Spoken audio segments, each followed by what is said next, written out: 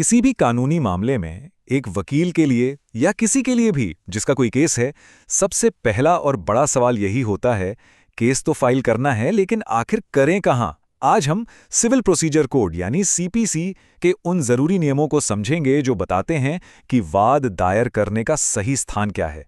क्योंकि देखिए, गलत अदालत चुन लेने का मतलब है समय, पैसा और मेहनत सबकी बर्बाद।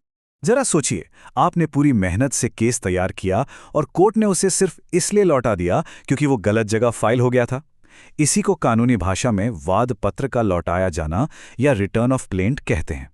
आपका पूरा मामला शुरू होने से पहले ही अटक सकता है। इसीलिए सीपीसी की धारा 15 से 20 को समझना हर लीगल प्रोफेशनल के लिए ये नॉन नेगोशिएबल है। तो आज हम कैसे आगे बढ़ेंगे? सबसे पहले हम समझेंगे फाउंडेशनल रूल यानी धारा 15। फिर इमूवेबल प्रॉपर्टी यानी अचल संपत्ति के मामलों के लिए धारा 16 से 18 पर नजर डालेंगे। इसके बाद पर्सनल रॉन्ग से जुड़ी धारा 19 और आखिर में वो जनरल रूल जो बाकी सब पर लागू होता है, धारा 20। तो चलिए शुरू करते हैं नींव से। वो फाउंडेशनल रूल जो क्षेत्राधिकार के बाकी सभी नियमों का आधार है, धारा 15। ये नियम बहुत सीधा साधा है। ये कहता है कि हमेशा सबसे निचली अदालत से शुरू करो जो आपका केस सुनने के लिए कॉम्पिटेंट हो। मतलब अगर कोई मामला 2 लाख रुपए का है और एक सिविल जज उसे सुन सकता है, तो आप सीधे डिस्ट्रिक्ट जज के पास नहीं जा सकते। आपको हायरार्की फॉलो करनी ही होगी। अब सवाल ये है कि ऐसा नियम है क्यों? इसका मकसद बिल्कुल साफ है। जो बड़ी अदालतें हैं उन्हें छोटे छोटे मामलों के बोझ से बचाना।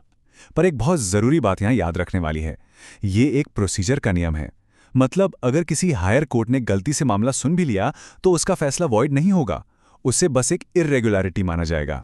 ठीक है, तो धारा 15 समझ आ गया। अब आगे बढ़ते हैं इमूवेबल प्रॉपर्टी यानी जमीन, घर, बिल्डिंग से जुड़े मामलों की तरफ। इनके लिए सीपीसी में कुछ खास नियम बनाए गए हैं। धारा 16 का नियम बिल्कुल क्रिस्टल क्लियर है। मुकदमा वहीं दायर होगा जहां प्रॉपर्टी फिजिकली लोकेटेड है।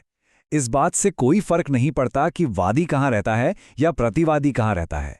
अगर जमीन आगरा में है तो केस आगरा की अदालत में ही जाएगा। सिंपल सी बात है। लेकिन हर रूल का एक एक्सेप्शन होता है ना? यहां पर भी एक बहुत जरूरी एक्सेप्शन है। अगर राहत डिफेंडेंट की पर्सनल कंप्लायंस से मिल सकती है, जैसे कि उससे किराया वसूलना, तो मुकदमा वहां भी दायर किया जा सकता है जहां डिफेंडेंट रहता है या काम करता है। ये एक बहुत पावरफुल टूल हो सकता है। अच्छा, अब 2 और इंटरेस्टिंग सिचुएशंस को देखते हैं, धारा 17 और 18। मान लीजिए एक ही परिवार की प्रॉपर्टीज दिल्ली, मुंबई और बैंगलोर में हैं और बंटवारे का केस है। धारा 17 कहता है कि आप इन तीनों में से किसी भी एक शहर की अदालत में केस फाइल कर सकते हैं। और धारा 18, ये तब काम आता है जब ये क्लियर ही ना हो कि प्रॉपर्टी किस जिले की सीमा में आती है। ऐसी हालत में कोई भी रिलेटेड कोर्ट मामले को सुन सकती है, बस उन्हें इस अनसर्टेनिटी को रिकॉर्ड करना होगा। ठीक है, इमूवेबल प्रॉपर्टी हो गया। अब आते हैं उन मामलों पर जहां किसी व्यक्ति को नुकसान पहुंचाया गया हो, जैसे असॉल्ट, या फिर मूवेबल प्रॉपर्टी को, जैसे मान लीजिए किसी की कार को टक्कर मार दी। धारा 19 वादी को यानी प्लेंटिफ को एक बहुत बड़ी स्ट्रेटेजिक पावर देती है। ये चॉइस देती है। आप 2 में से एक जगह चुन सकते हैं मुकदमा दायर करने के लिए, और ये चॉइस, बिलीव मी, केस के आउटकम पर बहुत असर डाल सकती है। चलिए इस उदाहरण से समझते हैं। ए दिल्ली का है, बी बनारस का है और ए ने बी के साथ मारपीट की कोलकाता में। अब बी के पास 2 ऑप्शंस हैं, या तो वो कोलकाता में केस करे जहां घटना हुई, या फिर वो दिल्ली में केस करे जहां डिफेंडेंट यानी ए रहता है। यहां ध्यान देने वाली बात यह है कि बी अपने शहर बनारस में केस नहीं कर सकता जब तक ए भी वहां न रहता हो या काम न करता हो। और अब हम आते हैं धारा 20 पे। इसे आप एक तरह का कैच ऑल रूल समझ सकते हैं। ये उन सभी मामलों को कवर करता है जो पिछली धाराओं यानी 16 से 19 में फिट नहीं होते, जैसे कि कॉन्ट्रैक्ट से जुड़े विवाद, पैसे की वसूली, इस तरह के सारे केसेस। यहां ज्यूरिसडिक्शन तय करने के 3 मेन ग्राउंड्स हैं। पहला, जहां डिफेंडेंट रहता है या बिजनेस करता है।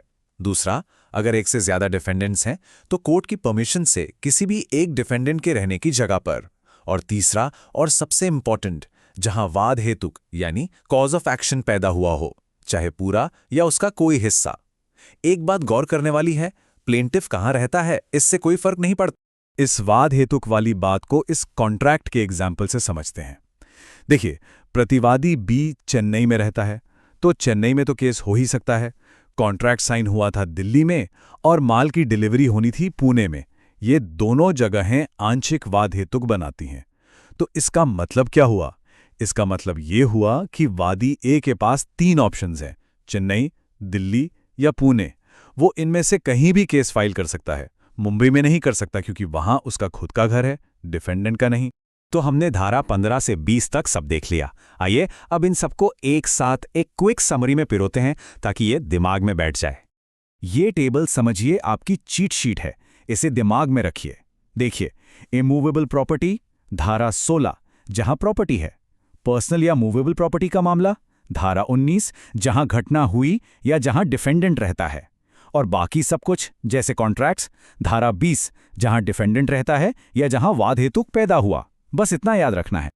और अब आखिर में वो सवाल जो शायद अब तक आपके दिमाग में घूम रहा होगा कि अगर किसी ने गलती से केस गलत कोर्ट में फाइल कर दिया तो क्या होता है? इसका जवाब छुपा है कानून के अगले लॉजिकल स्टेप में, यानी धारा 21 में। पर वो एक अलग चर्चा का विषय है।